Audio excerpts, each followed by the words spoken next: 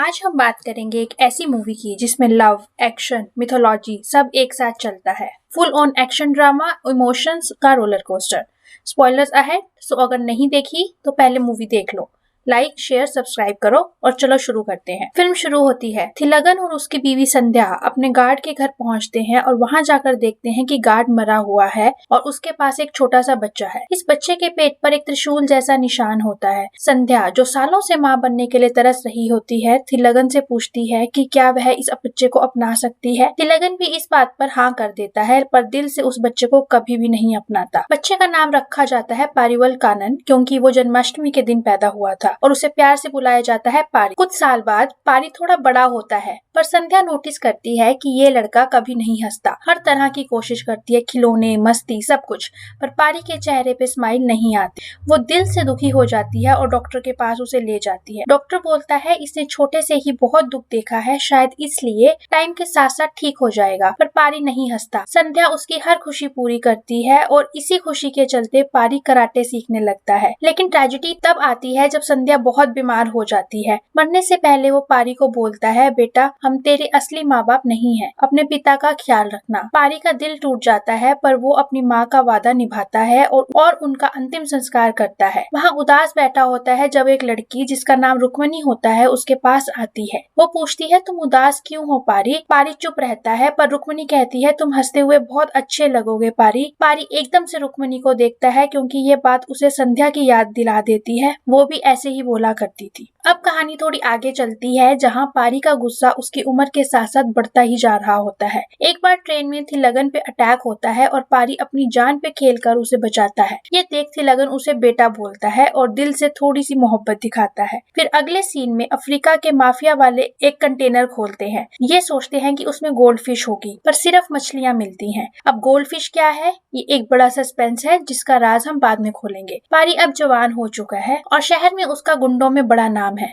वो सारे गुंडों को बुलाता है, इकट्ठा करता है और उनसे कहता है कि अब मैं शादी करने जा रहा हूँ और ये गंदा धंधा छोड़ रहा हूँ, क्योंकि उसकी बीवी को ये खून खराबा पसंद नहीं है। लेकिन कोई भी मुझे, मेरी बीवी या थिलगन को तंग नहीं करेगा। एक गुंडा बीवी का नाम पूछता है तो पारी उसे कहता है रुक्मणी। फ्लैशबैक में दिखाते हैं कि पारी और रुक्मणी बड़े होकर अचानक से मिलते हैं और रुक्मणी उसे तुरंत ही पहचान लेती है। वो अब जानवरों की डॉक्टर है और पारी से प्यार करती है। दोनों की लव स्टोरी शुरू हो जाती है। दूसरी तरफ थिलगन ने दूसरी शादी कर ली है और एक छोटा बेटा है। वो पारी की शादी के लिए रेडी हो रहे होते हैं। उसकी बीवी बोलती है कि मैं जानती हूँ कि तुम पारी को सिर्फ दिखावे के लिए बेटा बोलते हो। तो थिलगन इस पर कहता है कि नहीं, ऐसा नहीं है, पारी मेरा बड़ा बेटा है। पारी की शादी में थिलगन उससे गोल्ड फिश के बारे में पूछता है, जो पारी ने बदल दिया था क्योंकि वो क्राइम छोड़ना चाहता था। इस बात पे दोनों में झगड़ा हो जाता है। थिलगन अपने गुंडों को बोलता है कि पारी को सबक सिखाने के लिए, पर पारी अकेला ही सबको धूल चटा देता है। गुस्से में थिलगन रुक्मणी को मारने जाता है, पर पारी उसका हाथ काट डालता है। रुक्मणी, जो वायलेंस बिल्कुल पसंद नहीं करती, पारी से दूर हो जाती है, क्योंकि उसकी शर्त यही थी कि पारी कभी हथियार नहीं उठाएगा। इसके बाद एक बड़े मिनिस्टर के दबाव में आकर पारी जेल चला जाता है।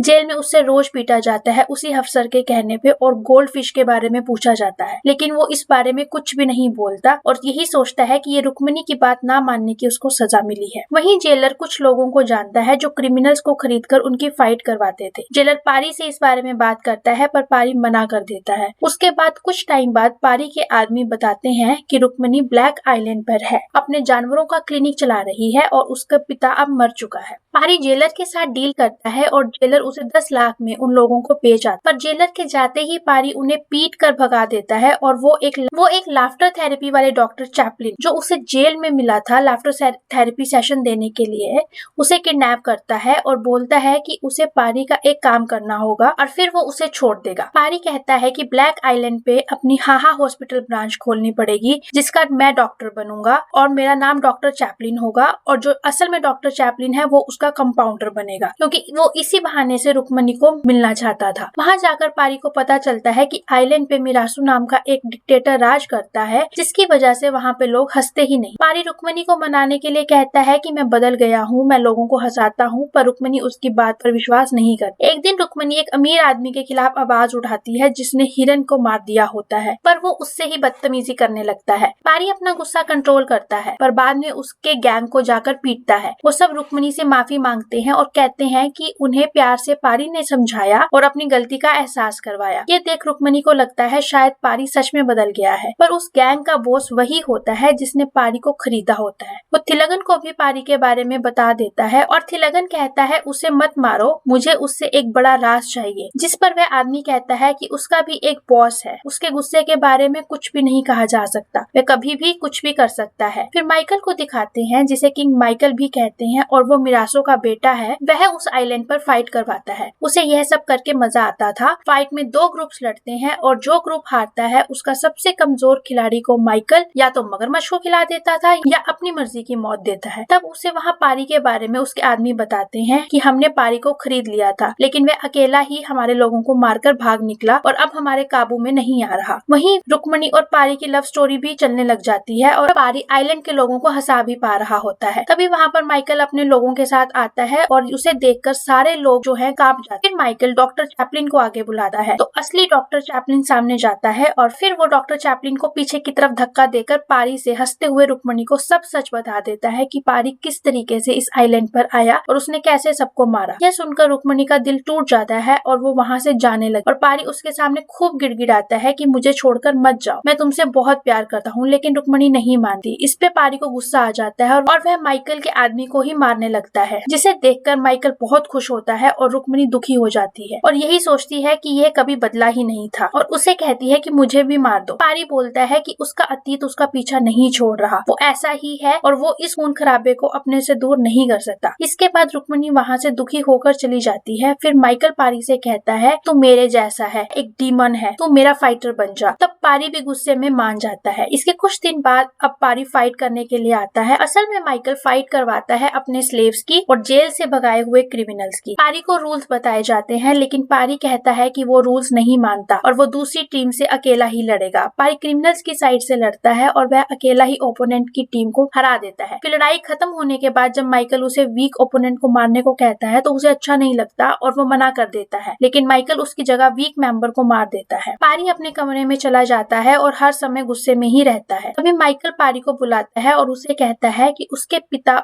उसको मिलना चाहते हैं और वो रुक्मिणी को भी किडनैप करके अपने साथ लेके आया था। तब वह पारी से बार बार पूछता है कि गोल्ड फिश कहाँ है, बता दे वरना अच्छा नहीं होगा। लेकिन पारी उसे कहता है कि अगर मैंने तुम्हें गोल्ड फिश के बारे में बता दिया तो तुम मुझे और रुक्मिणी दोनों को मार दोगे। तभी शहर में पारी के कहने पर माइकल के कुछ गुंडे थिलगन के असली बेटे को किडनैप करके ले जाते हैं और यह जानकर थिलगन के होश उड़ जाते हैं। वह पारी से कहता है कि मेरे बेटे को जाने दो, मैं तुम्हें कुछ भी नहीं करूंगा। तब पारी भी कहता है कि मैं गोल्ड फिश के बारे में तुम्हें कुछ नहीं बताऊंगा। फिर वहाँ से रुक्मिणी भी जाने लगती है और पारी उसे रोकने की कोशिश करता है पर वो चली जाती है। माइकल ने पारी के लिए एक पार्टी रखी होती है और वहाँ पर माइकल का पिता आकर कहता है कि बहुत शोर हो गया, अब उसे सोने दिया जाए। थोड़ी देर बाद माइकल का पिता उसे कहता है कि माइकल पारी से ज्यादा दोस्ती ना बढ़ाए, वो एक स्लेव है और उसे स्लेव रहने दे। इस पर माइकल कहता है कि वो उसे कोई दोस्ती नहीं कर रहा, सिर्फ दिखावा कर रहा है और पारी के भाई को किडनैप करवाने में मदद करके सिर्फ उसने पारी को इस दिखावे पर विश्वास कराया है। असल में वो उससे एक लंदन के कल्ट को 2 करोड़ में बेच चुका है। अब जब पारी अकेला बैठा होता है तो वहाँ के कुछ लोग उसे मारने आते हैं, जो असल में मिरासू और माइकल के जुर्म से तंग आ गए थे, क्योंकि पारी उन्हें फाइट में हरा रहा था और वो नहीं चाहते थे कि उनके और दोस्त भी मारे जाएं माइकल के हाथों से। जब वो फाइट कर रहे होते हैं तो उन्हें पारी के पेट पर एक निशान दिखता है जो त्रिशूल जैसा होता है और ये निशान उसके पेट में बचपन से होता है और उसे देखकर वो लोग कहते हैं कि हमारा मसीहा आ गया है हमें बचाने के लिए, जिसे सुनकर पारी भी हैरान हो जाता है। फिर वह लोग पारी को बताते हैं कि यह आइलैंड मिरासू ने अंग्रेजों से ले लिया था, जिसके बाद उसका ही कब्जा यहाँ पर हो गया। उसने यहाँ के लोगों को गुलाम बनाकर रख दिया और उन पर खूब अत्याचार करता था। और फिर एक दिन जब यहाँ के सारे लोगों ने कई सालों की जमा पूंजी इकट्ठी करके देवता को सोने का त्रिशूल चढ़ाने की कोशिश की तो उसने भी मरीसों ने अपना हाथ डाल दिया और त्रिशूल खुद चढ़ाने चला गया। तभी वहाँ के पुजारी में देवता आ गए और उन्होंने भविष्यवाणी करी, यह सोने का त्रिशूल उसके हाथों से वो कबूल नहीं करेंगे क्योंकि वो एक अत्याचारी है। उन्होंने भविष्यवाणी की कि एक बच्चा जन्माष्टमी पर पैदा होगा और उसके पेट पर त्रिशूल जैसा निशान होगा, वही मिरासों को मारेगा और उसी के हाथों से ये त्रिशूल चढ़ाया जाएगा। ये सुनकर मिरासो डर गया और उसने हर हर जगह नजर रखवानी शुरू कर ताकि कहीं भी त्रिशूल के चिन्ह वाला बच्चा पैदा हो तो वो उसे मार दे। इस दौरान उसने हर जो भी जन्माष्टमी पर पैदा होता था उसे मारना शुरू कर दिया, उसे मगरमच्छ के आगे डालना शुरू कर दिया। फिर एक दिन एक औरत को जुड़वा बच्चे पैदा हुए जिनमें से एक के पेट पर यह त्रिशूल का निशान था। तब आइलैंड के लोगों ने एक आदमी के जरिए उस बच्चे को एक गूंगे इंसान को दे दिया और कहा 20 साल बाद उसे लेकर आ जाना। और मिरासो के लोगों को इन लोगों ने ये झूठ कह दिया कि ये बच्चा एक ही पैदा हुआ था। इसी कारण इस बच्चे की जान बच गई और यह बच्चा कोई और नहीं बल्कि पारी ही है। मिरासो के अत्याचार के कारण ही यहाँ के लोग हंसना भूल गए थे। फिर पारी ये सब जानकर खूब रोता है और अपने माता पिता से भी मिलता है। अगले दिन एक बड़ी फाइट होती है जहाँ पारी कहता है कि पिछली बार वो स्लेव्स के साथ लड़ा था, उसे मजा नहीं आया, पर इस बार वो क्रिमिनल्स के साथ लड़ेगा। तो माइकल जो वहाँ ऑडियंस लड़ाई देखने आई थी उससे पूछता है कि क्या वो इस चीज में इंटरेस्टेड है। वहाँ के लोग काफी इंटरेस्ट दिखाते हैं। इसके बाद वो फाइट जीत जाता है और माइकल उसे अपना वीक ओपोनेंट ढूंढने के लिए बोलता है। इस बात पर पारी कहता है कि पिछली बार भी उसने अपना ओपोनेंट नहीं चुना था, तो इस बार वो 2 ओपोनेंट्स को चुनेगा। और जब माइकल हाँ करता है तो पारी माइकल और उसके बाप को चुनता है। फिर दोनों में खूब लड़ाई होती है और माइकल हार जाता है और पारी उसे वहीं टांग देता है जहाँ वो दूसरों को टांगा करता था मगरमच्छ को खिलाने के लिए। मिरासो पारी को देखकर इतना डर जाता है कि वो खुद ही गोली मार लेता है। पारी अब वही सोने का त्रिशूल भगवान को चढ़ाने जाता है और रुक्मिणी भी उसे माफ कर देती है। वहीं थिलगन जब पारी को ढूंढते ढूंढते माइकल के अड्डे पर पहुंचता है तो सबसे पहले वह माइकल को नीचे उतारता है क्योंकि माइकल ही जानता था कि पारी कहाँ गया होगा। इसके बाद यह लोग सीधा पारी को मारने पहुंचते हैं, लेकिन यहाँ तो पारी अपने लोगों के साथ पहले से ही तैयार होता है और सबके हाथों में बाजूका होती है। यह देखकर माइकल के होश उड़ जाते हैं और यहाँ रिवील होता है कि गोल्ड फिश और कुछ नहीं बल्कि 400 बाजूका का कॉन्ट्रैक्ट था। क्योंकि इसका इस्तेमाल आतंक फैलाने के लिए हो सकता था, इसलिए वह इसका पता नहीं बता रहा था। साथ ही पारी यह बाजूका अपने साथ इस आइलैंड पर ले आया था। इसके बाद पारी अपनी माँ को बाजूका फायर करने को कहता है, जिसे देखकर इन लोगों के होश उड़ जाते हैं और उसकी माँ जोर जोर से हंसने लगती है और उसे देखकर सभी जोर जोर से हंसने लगते हैं। फिर थिलगन और माइकल चुपचाप खुद को सरेंडर कर देते हैं क्योंकि उनके सामने 400 बाजूका। इसके बाद पारी की शादी रुक्मिणी से हो जाती है और जैसे ही पारी रुक्मिणी को मंगलसूत्र डालने वाला होता है, डॉक्टर चैपलिन को जोक सुनाने को कहता है, जिसमें ये पता चलता है कि उन 400 बाजूका में से केवल एक ही चलती थी जो पारी की माँ ने चलाई थी। यह जानकर माइकल हंसने लगता है कि इसने हमारा पागल बना दिया और डॉक्टर चैपलिन कहता है तुम असल में उस गोली से नहीं बल्कि सबकी हंसी से डर गए थे। यह सुनकर थिलगन भी हंसने लगता है। वहीं पारी ने यह सारी बाजूका पुलिस के हाथों में सौंप दी थी, जिससे यह बात मीडिया में पहुंच गई और उसकी डील में मिनिस्टर धर्मन का नाम आया, जिसके बाद उसे भी जेल की सजा हो गई और यहीं पर मूवी खत्म हो जाती है।